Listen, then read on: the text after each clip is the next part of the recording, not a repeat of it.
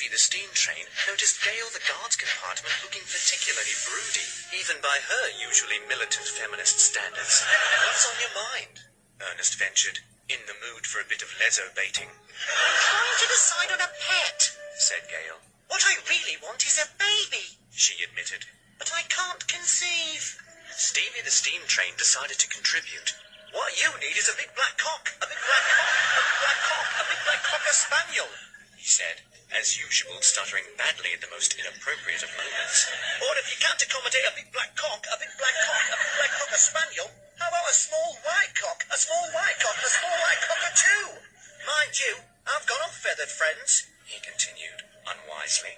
"Ever since I was on the internet and I saw a bird with a mouthful of cock, a mouthful of cock, a mouthful of cockroaches." By now, Gail was feeling a little ill. "Perhaps you could suggest a bird without cock in it?" "That rules out Paris Hilton," quipped Ernest, hoping for a spot on the glass house, or, failing that, Spicks and Specks. "How about an even smaller yellow cock, an even smaller yellow cockatiel?" continued Stevie. "That's hardly a bird at all." "Forget it," said Gail. "I think I'll just adopt."